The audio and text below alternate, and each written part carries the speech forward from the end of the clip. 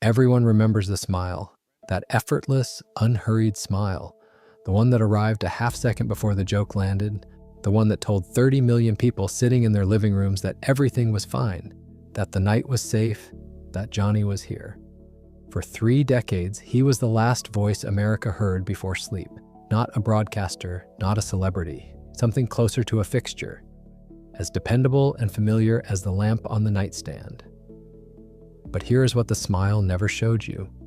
Behind that desk, behind that calm and almost preternatural ease, a man was slowly disappearing. 3 marriages, each ending with the quiet finality of a door being closed from the inside. Friendships terminated without warning or appeal. A son he loved but could never quite reach across the distance his own gifts had placed between them. And a retirement so complete, so deliberately total, that men who had sat beside him for decades could not tell you, with any confidence, where he had gone or what he had become. Tonight, we are not simply telling the story of how Johnny Carson won. We are telling the story of what winning, at that scale and at that cost, actually looks like from the inside.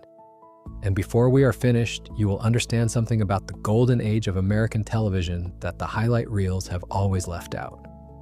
The strike that made him invincible.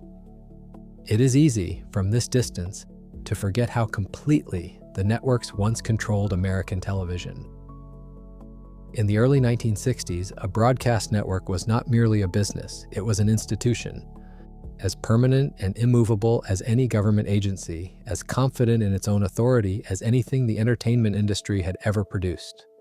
Talent came and went. The network endured. That was the natural order, and almost everyone accepted it without question. Johnny Carson accepted very little without question. When Carson took over The Tonight Show in October of 1962, he arrived as a relatively unknown quantity. Charming, clearly gifted, but still fundamentally an employee, NBC set his schedule. NBC controlled his budget. NBC decided what the program would be. For the first several years, Carson worked within those boundaries, building his audience, refining his instincts, and learning the precise dimensions of the room he had been given. And then, in the spring of 1967, NBC made a mistake. The American Federation of Television and Radio Artists called a strike on April the 4th of that year. NBC, facing the immediate problem of filling airtime, chose the simplest solution available: broadcast reruns of The Tonight Show. No negotiations, no additional fees. The tapes existed, the slots needed filling, and the network saw no reason to ask permission. Carson's legal team saw several reasons, and those reasons would change everything. The rerun broadcasts constituted a direct violation of his existing contract. Carson had not authorized this use of his work. His response was immediate and absolute. He refused to cross the picket line. He walked away from The Tonight Show, the program that had made him a household name, the program NBC considered its most essential property, and waited to see what the network would do without him. What happened next told him something he would spend the rest of his life absorbing. The network did not shrug, it did not manage, it bled. NBC had grown so completely dependent on Carson's nightly presence that his absence opened a financial wound no substitute programming could close. The wound had a precise number attached to it. The Tonight Show generated approximately 17% of NBC's annual profits, 17% of an entire network's earnings, flowing through 1 hour of late-night television, held together by one man sitting behind a desk with a coffee cup and a smile. NBC resolved the dispute on April the 14th, but Carson did not return to air. He waited 10 more days, deliberately, with complete awareness of what each of those days communicated, remaining absent long after the professional necessity of absence had passed. His stated reason was characteristically precise. He did not want his return to appear as a publicity maneuver timed against the debut of Joey Bishop's competing program on ABC. That was true. It was also only part of the truth. Those 10 days said something no contract language could express. They said, "I am not desperate, I am not relieved, I return when I choose to return and not a moment before." Every morning, Carson did not appear behind that desk. Every evening, NBC's most profitable hour ran dark. The network felt the full weight of that message pressing down on them. He returned on April the 24th. His salary increased from $7,500 per week to $20,000 per week. NBC granted him greater control over the production budget and acknowledged in the only language institutional power truly understands that something had permanently changed between them. The Carson who settled back into that familiar chair looked exactly like the man America had always known. Warm, easy, entirely at home. What no one watching from their living rooms could see was what was happening behind those calm, intelligent eyes. He had just learned the precise dimensions of his own power. He had learned that no one in his professional world was his equal. And somewhere underneath the satisfaction of that knowledge was something quieter and considerably less comfortable. The first understanding of what it truly means to be the most powerful person in every room you enter. The higher you climb, the fewer people can meet you where you are. He would carry that understanding for the rest of his life. It would shape every decision that followed. And it would cost him, in ways he perhaps did not yet fully anticipate, almost everything that was not the career. But the most dangerous move, the one that would quietly reshape an entire industry, was still 5 years away. And it began not with a lawsuit or a negotiation, but with a change of address. The move that built an empire. In 1972, Johnny Carson relocated The Tonight Show from New York City to Burbank, California. The professional logic was sound. Hollywood's proximity, the film industry's pull, the practical advantages of the West Coast. All of it served Carson's expanding vision of what The Tonight Show could become. What the official explanations did not address was the personal cost of that decision. Carson's second marriage to Joanne Carson was by 1972, under the particular strain that accumulates when one person in a partnership is becoming something larger than the partnership itself. The move west did not cause the fracture, but it accelerated everything. Carson and Joanne would part ways the following year. Professionally, the relocation produced results that exceeded even Carson's considerable expectations. Hollywood noticed immediately. The film studios, the talent agencies, the independent production companies. All of them found The Tonight Show suddenly not merely accessible but present. Carson was no longer a New York interruption in Hollywood's daily rhythm. He was part of that rhythm. And with that proximity came a concentration of influence that no network memo had authorized and no executive had fully anticipated. The Tonight Show couch became the most consequential piece of furniture in American entertainment. For any performer hoping to achieve genuine mainstream recognition, the path ran directly through that couch, and through a gesture so quiet that audiences at home rarely registered its full significance. You performed your material from the stand-up area near the curtain. If the performance landed, if Carson laughed with genuine appreciation rather than polite tolerance, something extraordinary happened. He would look over, catch your eye, gesture almost imperceptibly toward the empty chair beside his desk. That was all. A look, a nod, an invitation to sit down. And it could make you a star overnight. Performers who received that invitation found their careers transformed almost immediately. Those who did not sometimes waited years for another opportunity. Carson's approval had become the unofficial certification of mainstream worthiness, accepted by the American public with a trust that no advertising campaign could replicate. Simultaneously, Carson shifted the show from live broadcasts to pre-taped performances. Nothing would air that he had not approved. No unguarded moment, no accident of live television could reach the audience without passing through his editorial judgment. Standing in Studio One in Burbank, Carson held something very few performers in the history of the medium had ever possessed: complete authority over his own image. And he went home to a house that was growing quieter. The kingdom was everything he had built it to be, the personal life being consumed in the building of it. A sense of ordinary domestic groundedness, the counterweight that might have kept professional ambition from becoming the entirety of the man. That was another matter entirely. Carson would marry a third time, to Joanna Holland in 1972. That marriage would last 11 years before it too came to an end. He seemed to understand instinctively that the most powerful moves are the ones that do not look like moves at all.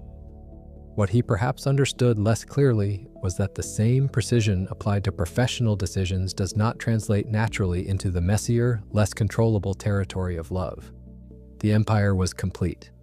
The man inside it was becoming, by degrees, unreachable. And then, with a single offhand request about his vacation schedule, he accidentally built something that would outlast almost everything else he ever touched. The accident that changed television forever.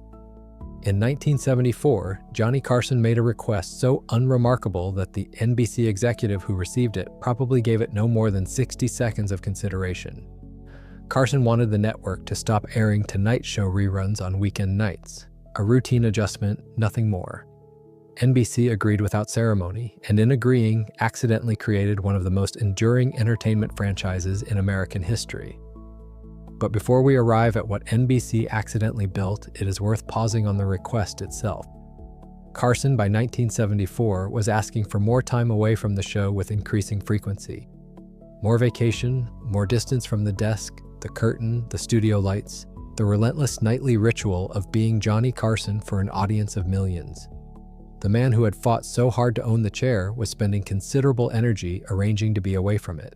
What he was searching for in those private hours remains largely his own business. Carson guarded his inner life with the same fierce precision he applied to his professional image. But the pattern suggests someone reaching for something the most powerful job in American television simply could not provide. Ordinary quiet, perhaps, the particular peace of being nobody for a while. NBC, faced with an empty Saturday night slot and a limited budget, turned to a young producer named Lorne Michaels. What Michaels created for that slot was, by every standard of 1975, improbable. Live television, which the industry had been moving away from, performed by largely unknown faces, containing material that, by the comfortable standards of that era, felt genuinely strange. Saturday Night Live premiered on October the 11th of 1975. Within a few years, it had its own category. Within a decade, it was an institution, one of the most profitable entertainment franchises in American history, a launching platform for generations of performers, a cultural touchstone still running more than 50 years later. None of it exists without Carson wanting more time off. Carson was, by 1974, a man who made very few careless professional decisions. The 1967 walkout, the 1972 relocation, both were deliberate, precisely calculated moves by a man who understood leverage at a level few in the industry could match. And yet the program that may prove his most enduring cultural legacy arrived not through strategy, but through a request he likely dictated without a second thought. The king of late night, searching for respite from his own spotlight, accidentally built the most enduring spotlight in television history. If he ever fully appreciated that irony, he kept the feeling, like so many things, entirely to himself, which makes what came next all the more extraordinary, because the next chapter of Carson's story begins with a $100 million threat and ends with him owning the building. The $100 million gamble. By 1979, Johnny Carson had been hosting The Tonight Show for 17 years. He had transformed a modest late-night program into the single most profitable broadcast property in American television. He had survived cast changes, format adjustments, 3 network presidents, and the ordinary turbulence of a long institutional relationship. And it was not enough, not in the way that mattered. In 1979, Carson communicated through his legal representation that he intended to leave The Tonight Show when his contract expired the following year. He was not negotiating, he was not issuing a warning. He was stating what had already become true for him internally. NBC responded with a lawsuit threat of $100 million. For a genuine moment, the outcome was uncertain. Carson had built an empire. But empires can be dismantled in courtrooms by institutions with resources and determination. If NBC prevailed, Carson could find himself legally bound to a desk he no longer wished to sit behind, for a network that had just demonstrated the full extent of what it was willing to do to keep him there. Carson retained an arbitration firm. What they found restructured the entire confrontation. NBC was correct that the contract's duration could be enforced, but the exclusivity clauses, the provisions preventing him from working for any other employer during that time, were simply not enforceable. Carson was, in the most consequential practical sense, a free agent. ABC and CBS moved immediately. Both made approaches that their own legal teams likely found uncomfortable. Both offered to double his compensation and substantially expand his vacation time. Both were offering Carson the chance to do precisely what he had been doing. with the added satisfaction of having walked away from a network that had pointed a 9-figure threat directly at him.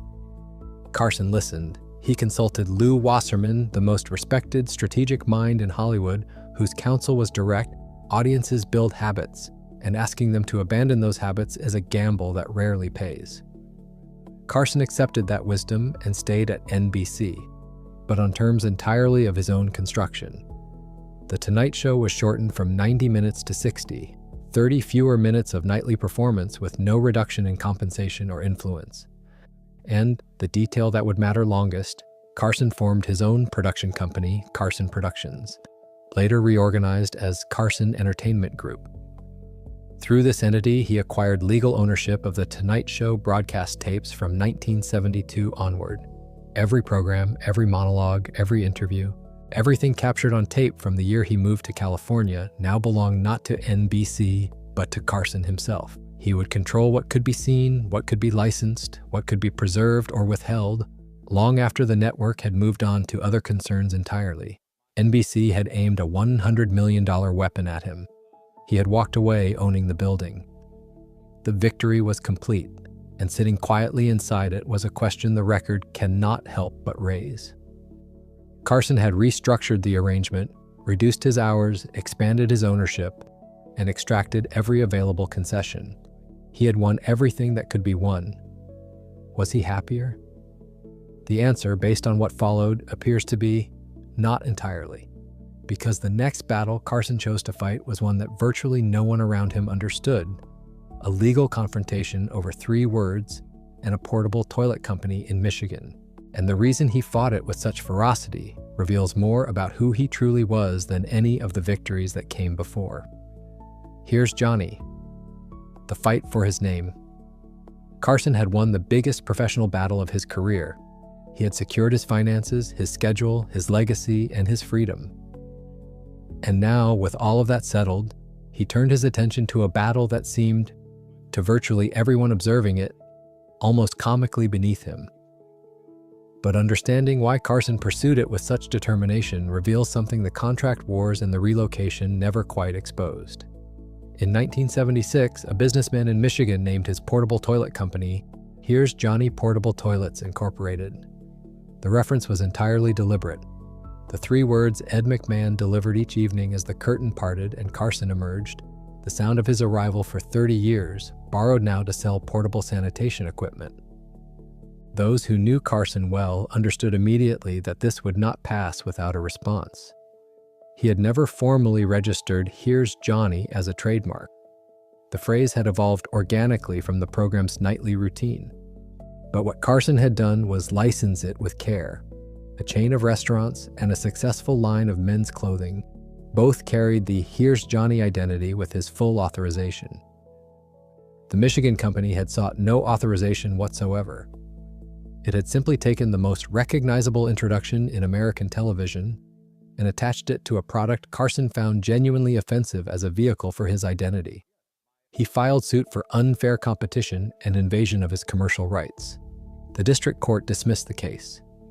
Here's Johnny did not constitute Carson's legal name or physical likeness, the court ruled, and therefore fell outside standard right of publicity protections.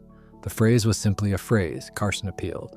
He was, by this stage, a man with a demonstrated willingness to pursue what mattered to him regardless of conventional wisdom about whether it was worth pursuing. He had learned to trust his own judgment about what deserved to be fought for. And this, his name, his identity, the sound of his arrival that had become inseparable from who he was, deserved to be fought for completely. The appellate court agreed in 1983. The company had not merely borrowed a phrase, it had borrowed an identity. Trading commercially and deliberately on the recognition and goodwill Carson had spent 2 decades building. That constituted a violation of his right of publicity regardless of the technical absence of his formal name. The ruling established a legal precedent protecting celebrity identity in ways the law had not previously articulated. Every public figure who came after Carson found themselves in a stronger legal position because he had refused to let this particular battle go. He had protected his name with the same fierce precision he applied to everything else.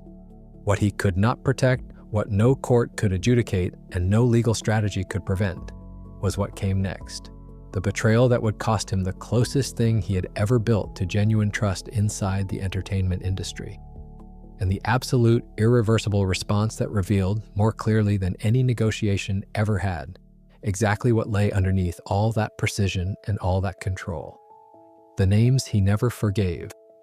There is a particular quality to the judgments Carson rendered over 30 years. They were not impulsive, they were not theatrical. They arrived through a process of quiet, patient observation. And when they came, they were final in a way that left no room for appeal, for context, for the ordinary human messiness of explanation and forgiveness. Understanding what earned a permanent ban from Carson's studio reveals, more completely than anything else, who he truly was. Chevy Chase arrived in 1978, riding the early success of Saturday Night Live, and apparently felt that success entitled him to unusual conversational latitude. He spent much of the interview boasting about his own ratings and making dismissive remarks about Carson's golf habits. Carson, who had helped create the very conditions that made Saturday Night Live possible, responded with characteristic quiet finality. Chase was not invited back. Wayne Newton's situation carried considerably more personal weight. When a monologue joke offended him, Newton did not write a letter or request a conversation. He went to Carson's office and made his displeasure known in terms that left no ambiguity about the nature of the threat. The ban required no deliberation. Uri Geller arrived in 1973, claiming the ability to bend spoons and perform other feats through psychic means. Carson, himself an accomplished amateur magician with a particular distaste for deception dressed as the supernatural, had consulted in advance with the prominent skeptic James Randi. Together they devised conditions under which genuine ability could be demonstrated and trickery could not succeed. Geller sat on that famous couch, attempted his demonstrations, and failed completely. He could not bend a spoon, he could not read a sealed envelope. He could produce nothing he had claimed. Carson watched with the quiet attention of a man who already knew exactly what he was seeing. Geller was not invited back. Carson's studio was not a place where the audience was deceived, not by guests and not by anyone else. Even Bob Hope, beloved by the public, a figure of genuine historical significance, eventually found himself quietly phased out. Hope had developed the habit of arriving with scripted index cards, treating the couch as a promotional platform rather than a venue for genuine exchange. Those who worked on the show recalled a specific quality to Carson's expression when Hope glanced at his cards mid-answer. Not anger, not contempt, simply the quiet registration of an absence. The thing Carson valued most in every human interaction was authenticity. Hope, in his later years, could no longer provide it. The door did not slam, it simply, gradually closed. And then there was Joan Rivers. To understand what happened between Carson and Rivers, you have to understand what she represented to him, not just professionally, but as evidence that his judgment about people could be trusted.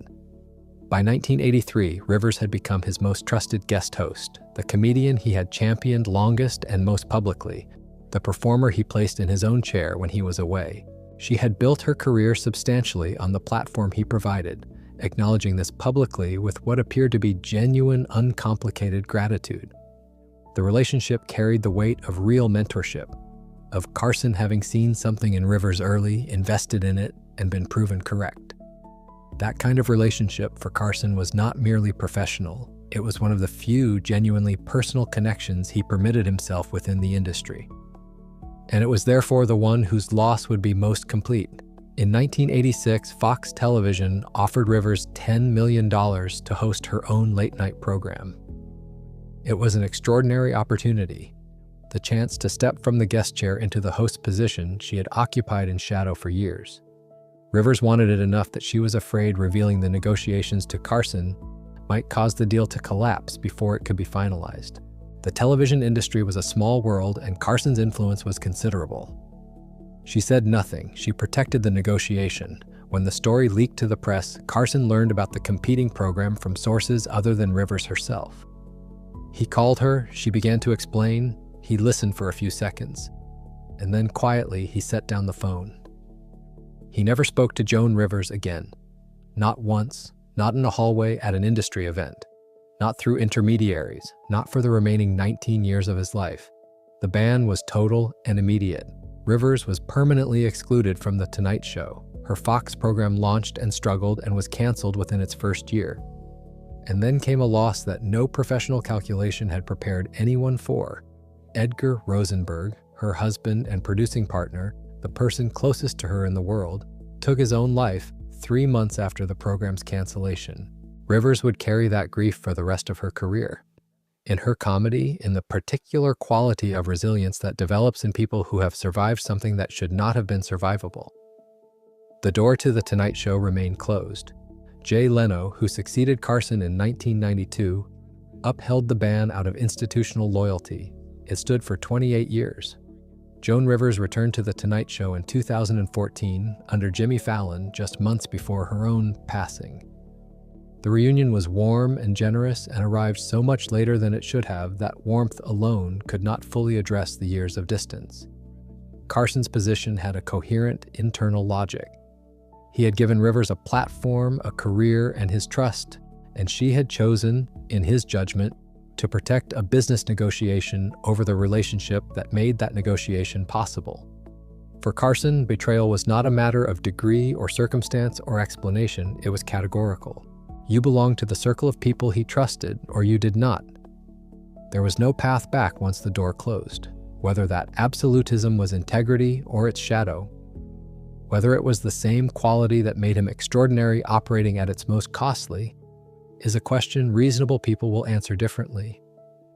What is not in question is that it was entirely, authentically his own, and that his final assertion of power was still to come. An announcement so quietly devastating that it left an entire industry standing in the room, reading the news alongside everyone else. The exit. In May of 1991, Carson announced his retirement during NBC's Upfront presentation, the annual gathering at which the network presented its plans to advertisers. He did not inform the executives in advance. He did not give NBC the opportunity to manage the narrative of his departure. He simply stood up and told the room that their most valuable asset was leaving, on his own timeline, for his own reasons, with no further discussion required. The announcement was his, the timing was his, the framing was his. NBC had threatened him with a $100 million lawsuit. It had watched him relocate their most profitable program to California. It had negotiated against him repeatedly and lost comprehensively every time. And now it learned of his retirement the same way his audience did. In public, without warning, with no ability to shape the story before it was already written.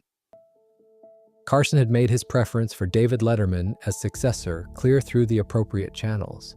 NBC chose Jay Leno. Carson said nothing publicly. For those who understood how he operated, the silence was its own complete statement. Leno sat behind the desk in Burbank.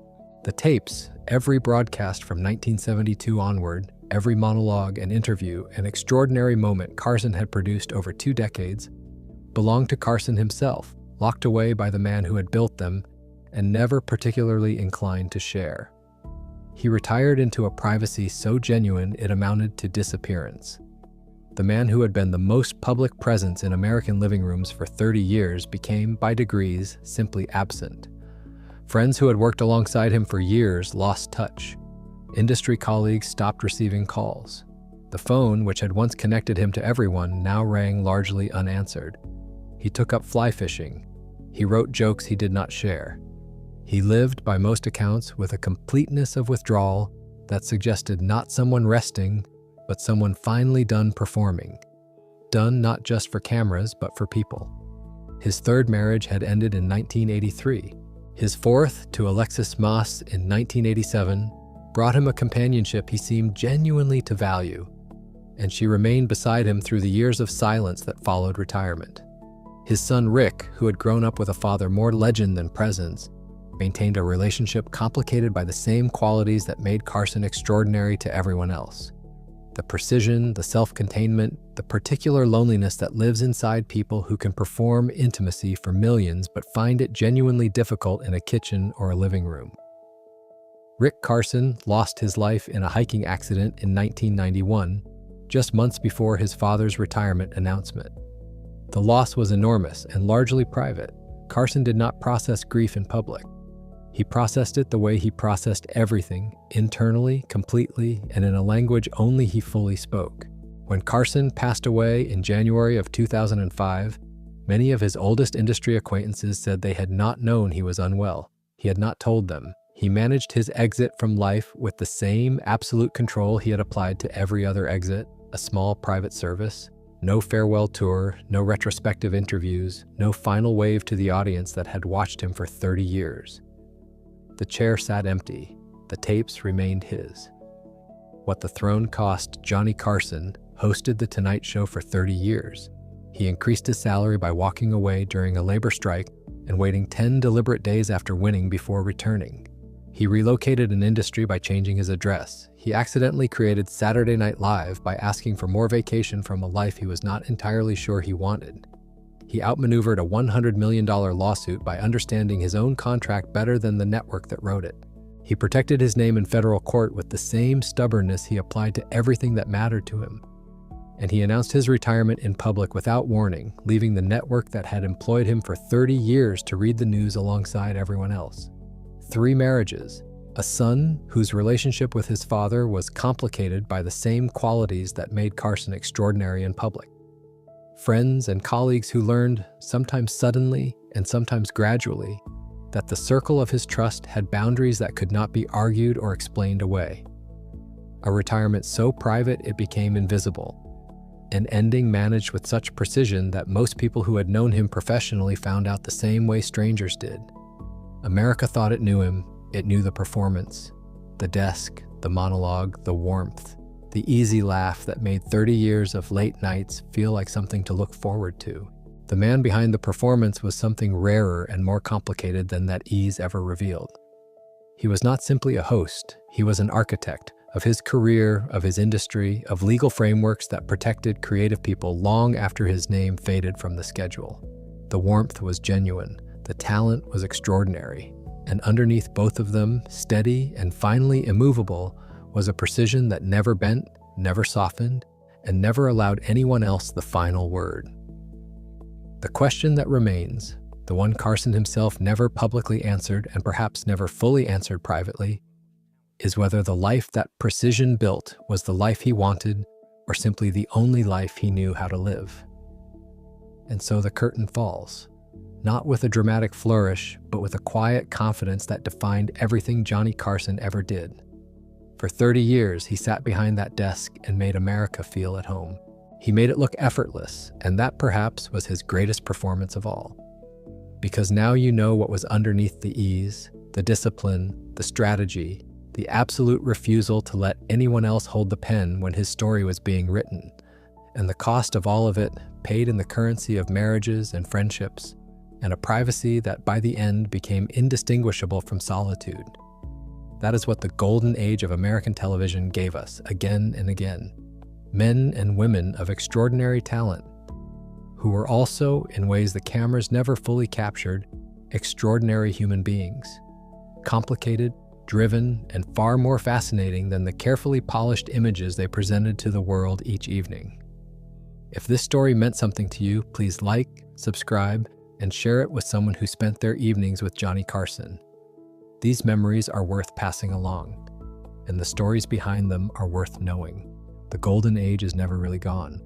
Not as long as we keep telling its stories honestly. We will see you soon.